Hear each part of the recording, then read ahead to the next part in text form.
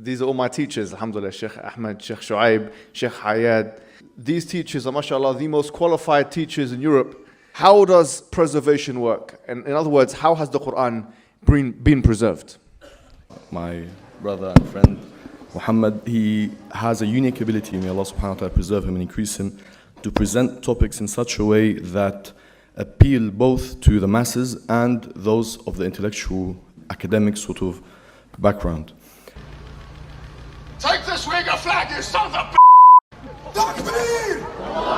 We have our own very comfortable go-to answer when it comes to stuff like this. The Quran has been preserved, we believe, word for word, letter for letter, haraka or vowel sign for vowel sign. If it were the case that right now, at this moment, every single mushaf, meaning book or parchment wherein the Quran was inscribed, was to disappear right now, overnight, in every single Muslim community, you will have exactly the same book with exactly the same letters, with exactly the same vowelings emerge and be transcribed and be recited out loud amongst every single Muslim community worldwide. That's special. The Orientalists are starting to say that there are different versions of the Quran, and they give different examples of variants in the text and change in the meaning. Exactly the same letters with exactly the same vowelings. Variants in the text and change in the meaning. That's special. Yeah. It's not something that's been, Muslims have been trying to hide under the rug just in case people, Orientalists or non-Muslims, try to attack us. Yeah. Word for word, letter for letter, haraka or vowel sign for vowel sign. So we must get the message across of how special this book is. Variants in the text and change in the meaning. It's not something that is normal. It truly is special. So we can trace back every single thing we utter in the Quran to the blessed lips of the Prophet sallallahu alaihi wasallam. Right. There's no evidence whatsoever to really confirm that the Quran that you have right now, came from the mouth of the Prophet. The general idea is as follows. Tawatur, or anything that is mutawatir, is that which has been transmitted from a jama', from a large group of people, to a large group of people, in every level of transmission, such that it is practically impossible to belie what has been transmitted. Later on, what we call the usulis, the scholars of usul al-fiqh, principles of jurisprudence, they came up with this principle of tawatur.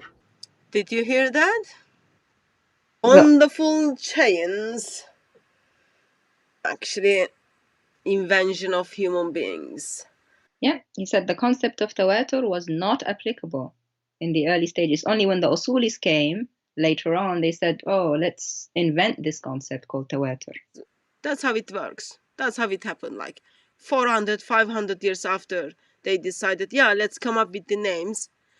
We cannot leave any place. Someone to come and then tell us, here's the examples of different Qurans. What are we going to say? We know Quran is reliable word of Allah because he's a bunch of names who never met with one another, who never met with Mohammed, and those names all end up in history much, much later. We don't even have this chain, the tawatur chain, in any of the early mushaf manuscripts. Yep. I paid lots of money for those mushafs. Really, really lots of money. And now, they don't even have those names in it. The Quran is unlike any other book. It is not like any other book. It is very, very unique. And we get a sense of that. We're not really sure what to pin it on, but anyone who has this insider experience, you appreciate the Quran is something else.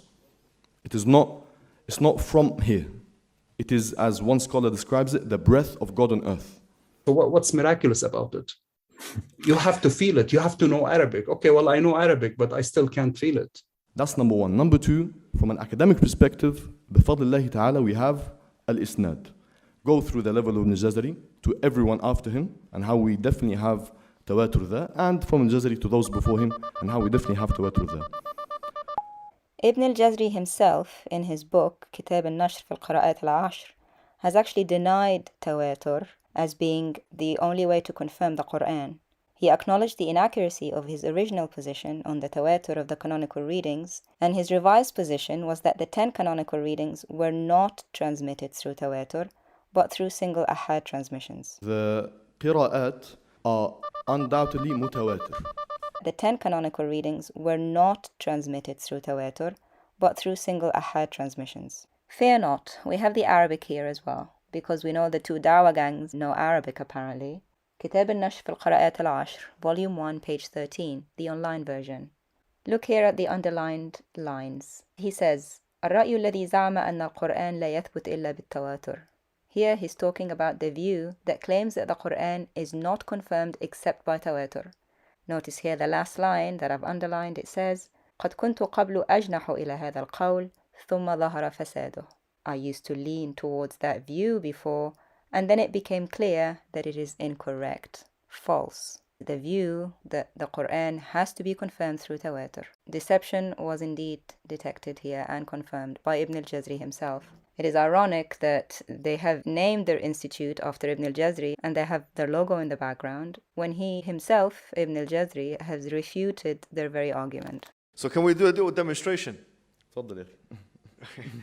We'll do this at random, okay? Okay, can you choose a page? What you Just choose? you know, طيب. because it might look like it's pre-planned. I said random, and then you know. طيب, I don't mind whatever page it's rather. Or should we get someone from the audience? Yes. No, the good-looking brother, please. Yeah. no, I said the good-looking brother. No. Yeah, any page, because then Sheikh Ahmed's going to tell us. Yes, thank you. Yes. Jazakallah khair. Every time where there's a difference, it is highlighted in the hawamish, and this is the hawamish in the margins. Yes. Because the disbelievers are going to say you're trying to get away from it just by talking. You know, they're listening to this right now. I'll start the whole ayah, inshallah. Yeah, inshallah. So how would that Shu'ba sound? recites وَرُضْوَانَ as opposed to وَرِضْوَانَ. This particular example has zero impact on the meaning it's not changing who's doing what, whether the verb is passive or active, because it's a noun. It's purely dialectical. Of course, any time Dawah Gangs reads an Arabic source, we suspect deception. The verse he was referring to here was Surah 5, verse 2. The word he chose to look at came in the phrase that says, seeking bounty from their Lord and His pleasure. He reassured his audience that the difference he saw does not change the meaning and does not affect who's doing what. But the word he chose was ridwana, meaning good pleasure. The word he chose was a noun. So how would it affect who's doing what? For that you have to go to the verb in the sentence. To go to the noun to reassure somebody that it doesn't affect the action in the sentence is at the very least stupid and at the most deceptive.